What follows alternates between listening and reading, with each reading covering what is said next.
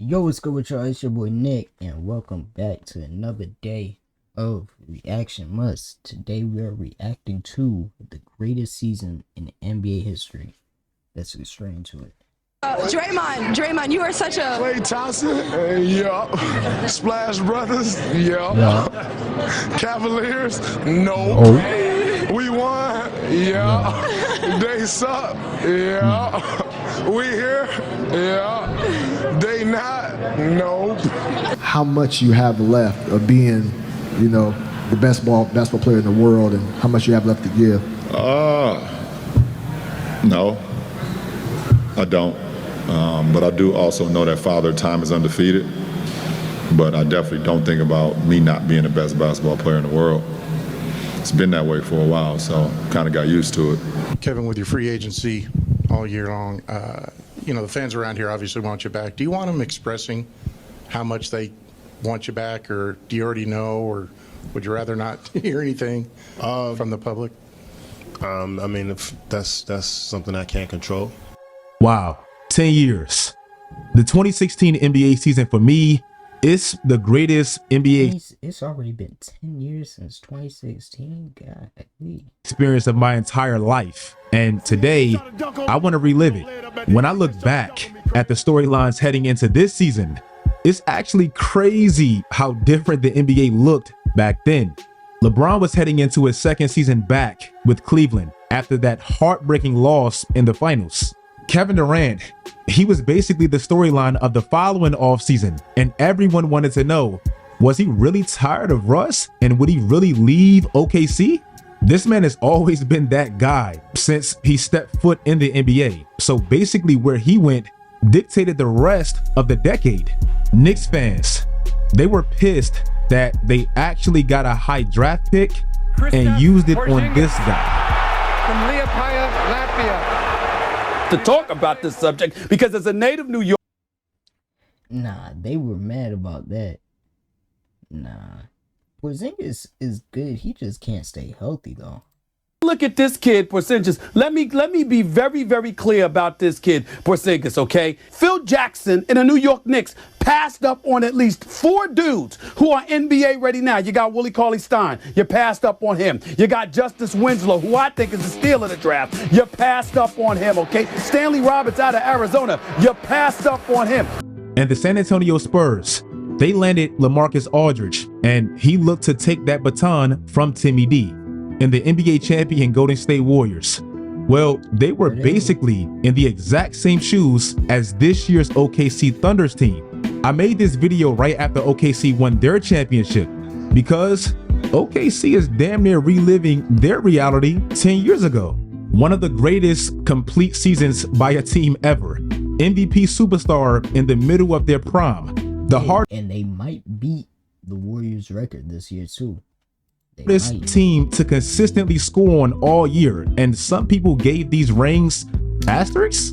10 years ago on May 25th, one of the most iconic NBA tweets was posted, and to be honest, LeBron's NBA mortality, it was a serious question heading into this year. LeBron had just been to 5 straight NBA finals. That had never been done before in the modern era. The last 2 NBA finals, he clearly had a lot on his shoulders. And now, this man is in his 30s now. How much longer could his play style really last? Bleacher Report's #1 question heading into this year was, will LeBron's mileage finally add up? And we know now it hasn't. Well, it's starting to. It's starting to slow down. He's starting to get to the end of his career now. But yeah. Great news. 10 years ago? That's crazy.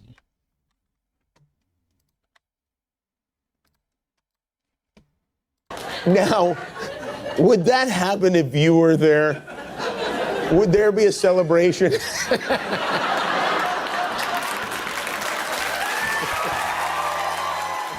The Lakers at this time, they were stuck between having arguably their best player ever on his last leg and clearly needing to rebuild. The Golden State Warriors, they heard all the talks and they started their season off 24-0, the greatest start to a season ever. Stephen Curry's first MVP, It's questioned by some because context typically gets washed as time passes. But if there was any questions about Steph's true dominance, well, he solidified it with this year's MVP. And that's what he did. He made his last 4 threes in the final 153. Want the distances from 25 feet, 30 feet, 29 feet, and 30 feet. And for those who don't get it, the line's about 24 feet. So the last couple, he's shooting them 6 feet beyond the arc. Well, it's, when you say he's pulled up from 30, it's way out there. You know how far it is, and he's just like they're effortless. In Steph's first MVP year, he scored 40 points or more 3 times for the entire season. In the first 24 games in which they went 24-0, he more than doubled that. While Golden State started their season off 24-0, their soon-to-be rival started their first 24 games without their second best guy. Kobe Bryant announced his retirement in late November, and every game he played from there, even as a clear shell of himself, it just felt monumental. Clearly not the same. But he did give us some vintage moments in a year the Lakers basically took off for him. NBA champion with the Los Angeles Lakers, Kobe Bryant! NBA All-Star Weekend. Personally, I believe they should abolish the dunk contest now. This specific year, we got the best dunk contest that I've ever seen. Zach LaVine won and defended his 2015 dunk contest championship. But man, it's a shame that Aaron Gordon did all of these dunks and doesn't have at least one. Mark Jackson was well beyond his time, and he called this the best shooting backcourt ever. And this weekend specifically, it just felt like they stamped it. The 2 best shooters in the world, defending NBA champions, and they're the last 2 shooters remaining in this contest. It was just special. Making the All-Star team. I mean, I don't know what, I don't think there's much else I can do. I think, but the fact that our team is in playoff contention, we got an opportunity to play in the postseason right now. Like you said, I'm having a career year individually, and a lot of that is putting us in position. Now, I don't know why I remember this part so well, but Kobe obviously made the All-Star team. It's his last year, and bro, he's Kobe. But that means somebody got snubbed. This, to me, this was like the beginning of the whole Dame is so underrated narrative that used to be a thing. That one snub, unfortunately, it was him. The game. Now, me personally, I wasn't watching basketball back then, so I don't know who should not been on the team and who should have. So I ain't gonna say nothing. Directly back from All-Star break, he basically single-handedly put one of those rare losses on Golden State's jacket that year, and he scored 51. Steph Curry is now in the midst of having the greatest single season any player has ever had. Any player in NBA history. You can throw all the numbers at me you want. If you want to know just how insane Steph's year was at that Curry's prime right here. This is when he was, I'm pretty sure he was like unguardable. That's when he hit that beyond half court shot against OKC, right? time. Skip said this February 25th of 2016. The next day after Skip said this, Steph scores 51 and hits 10 threes. The game directly after this is one of the greatest regular season games I've ever seen live. Russ just clearly didn't like dude. OKC clearly didn't like this team, and you can just tell. And the shots he made all game, it just felt unreal. Iggy barely gets them into overtime, and in overtime, well, Steph, he hit one of the craziest shots to ever close a game. One of the most forgettable moments of this season to me was just how dominant San Antonio was. Golden State won 73 games, and obviously that took over all the headlines. But the San Antonio Spurs won 6 less games. Kawhi won the Defensive Player of the Year, and the team itself lost 1 single game at home. To this day, the greatest homestand ever. Kobe, they're doing a big celebration for you the last game. A lot of us are going to be there. Can you promise me one thing? What's up? I need 50 that night. Can you do it? The last home game at the Staples, can you give us 50? 42. The regular season wraps up, with absolute cinema, Kobe's last game, and Golden State chasing history. Still the craziest ending to a year ever, bro. And they both lived up. Golden State does it, and they wrap up this perfect regular season exactly how you would want. And then on ESPN2, you have one of the greatest players of our generation giving us the greatest last game we've ever seen. You asked for more ways to create? Yeah, 2016 got everything though, from music to basketball. He is the first unanimous selection in the entire history of the NBA. Stephen Curry wins the first ever unanimous MVP. Karl Anthony Towns, he dominates as a rookie, and he wins a unanimous Rookie of the Year. He was a rookie in 2016? Cavaliers fired their head coach and promoted Ty Lue, and this postseason truly was the most anticipated playoffs that I can remember. History was at stake. The 2016 playoffs pretty much didn't even let us breathe for a second. The back-to-back MVP, he got hurt in the first game of the playoffs, and he pretty much had to miss the entire first round. Even with their best player playing less than 40 minutes in that first round total, they were still able to beat Houston in 5 games. Toronto this season, they actually won the most games of their franchise's history, and they were the 2nd seed. But Paul George returning from injury, he surprisingly had one of the best series of his career, and he pushed that team to 7 games. Cleveland as the 1st seed against Detroit, they were simply hungry. Specifically Kyrie, who probably feels like they would be champions had he never gotten hurt in the finals. He was hungry. LeBron finally got to not lead his team in everything, and Kyrie led the way in a sweep. In OKC versus Dallas, well, Mark Cuban clearly could see the writing on the wall with Russ and Kevin Durant, and he wanted to create some friction. Were you aware of Mark Cuban's comments before the game when he said Kevin was the only superstar on this team, and how do you react to that? Hold up. He's an idiot. Don't listen to this. He's an idiot. All right, that's what we got to say about that. He's an idiot. Next question. Before the game, you were out waiting for the opening tip. Charlie Villanueva came out and sort of lingered behind you for a second. Did you know he was back there, and did he say anything, or what was going through your mind? He said a lot. He's was an there, idiot too. You know, but now he get to go home and do whatever he need to do, get ready for next year to sit down and watch more 82 more games like he did this year. Might not even be in the league. That Golden State Warriors team was so good, even outside of Steph, that he was basically able to miss the entire first round and 3 games into the second round, and they still took command. Steph came back in game 4 against Portland off the bench, and this was the first time where we seen Steph look like Steph again.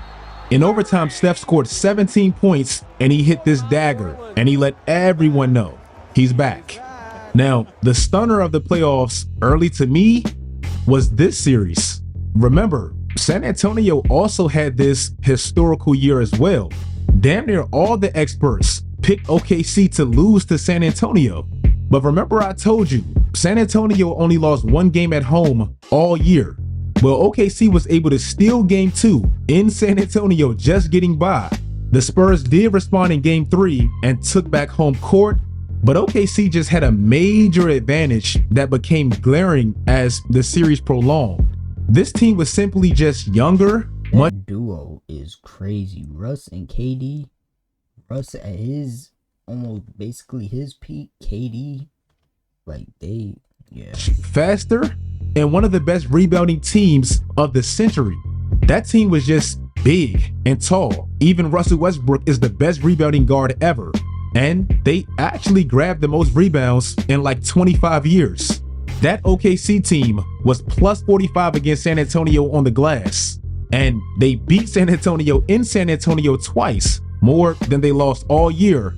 And that would be Tim Duncan's last game ever. LeBron swept the first seeded Atlanta Hawks the previous season without his guys. So with them, disrespect, but what made you do that, brother? Think we was losing. Shit, I was sore losing. I fucking beat my eye. I wish Atlanta would have won that. We probably would at least make the finals. It can't happen, man. Like win a playoff game against that nigga ever. I was sick of the shit. And that year, personally, I wanted to see D Wade versus LeBron in the conference finals, and we almost got it. The conference finals. Man, did I actually believe we had a series between Cleveland and Toronto. Cleveland defended their home court in the first 2 games, and Toronto did the exact same thing. But in the last 2 games, Cleveland won by a combined 64 points. Golden State versus OKC. This rivalry looked to be real, and this was clearly one of the most significant series ever. OKC was clearly hot, and they stunned Golden State in Game 1 with really nobody shooting well. Game 2, Golden State looked like they restored order. Games 3 and 4, those are 2 games that I will never forget. Because we've been down before. We've been down 3-1-2. We just went down 3-1-2. Yeah, who I felt like was the best team in the league. Yeah. I felt like OKC was the best team in the league. They had the most size. They had Serge was playing his best in his career. Steven Adams was doing his thing. KD, they got 3 7-footers on the front line. Right. In those 2 games back in OKC, one of the best playoff environments to this day, OKC out-rebounded Golden State by 30 boards.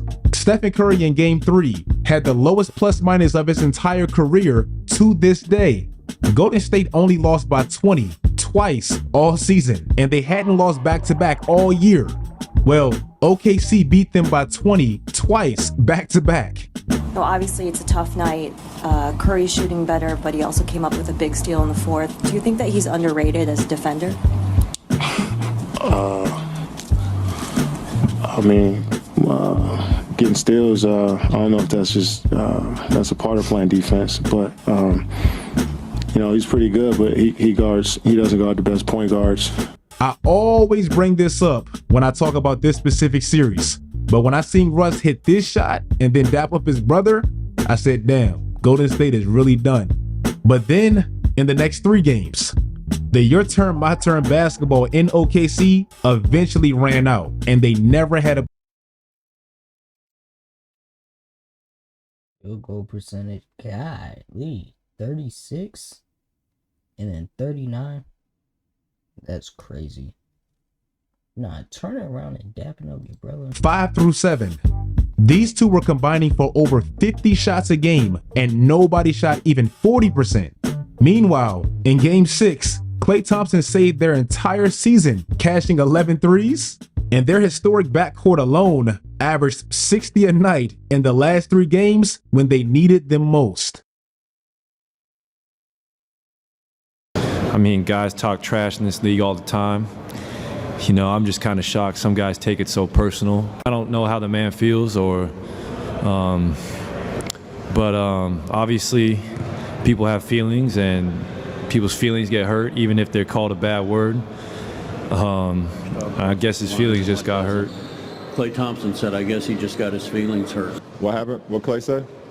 When someone says said finals is the best finals ever, they're typically not talking about every single individual game. It's normally the drama. Your repairs, your schedule, book electrical. I feel like that finals was good finals for sure too. But the finals with the Bulls and Jazz, and then also Celtics Lakers, that's comes along with the series. Because it's also disrespect with the 2 games that all year. Always bring this up when I talk about this specific turn basketball. Guys take it so personal. I don't know how the man feels or things. And what Klay said? When someone says said finals is the best finals ever, they're typically not talking about every single individual game. It's normally the drama and the back and forth that comes along with the series. And this series had everything and more. Golden State beat them the year before without Kyrie and Kevin Love. Golden State won 73 games, and they're obviously chasing history. LeBron's trying to live up to a promise that he made when he immediately became the most hated man in Cleveland 6 years prior. And the games outside of Game 7, they weren't really that close. But let me just give you all the drama that made this series so damn iconic. The Warriors go up 3-1 against Cleveland, and Game 4, is where Draymond and LeBron has this moment. Draymond gets suspended for Game 5 back at Oracle. Clay says this after Draymond got suspended. Game 5, Kyrie Irving and LeBron put together one of the greatest duo finals performances we've seen. Not only that, but without Draymond, this happened. Game 6, LeBron scores 41 points again. Stephen Curry and LeBron has this moment. That one right in there Game made me the 7, greatest player of all time. For That's so what many I felt. reasons. I was super ecstatic to win one for Cleveland because of the 52-year drought. Like, I was ecstatic. Like, obviously, I showed that the first wave of emotion was when y'all everyone saw me crying. Like, that was all for 52 years of everything in sports going on in Cleveland. And then after I stopped, I was like, that one right there made you the greatest player of all time. well, you know the story. Irving and Curry, one-on-one. Irving puts it up. It's good. Kyrie up for the layup. Oh, blocked by James. LeBron James with the... Nah, that's a legendary finals right there. That might be the best finals. The crossing. This is for you. Oh. You did what no other team had been able to do. This is a story that I just don't buy. Durant to the Warriors. I think there's zero chance it happens. And I don't think it's a good move. I think there's zero chance it happens. I think the media wants it to happen. I think it's fun to talk about. Let me give you a... I'm going to be honest with you. I do not believe had you not gotten KD, you could have ever beaten the Cavaliers again.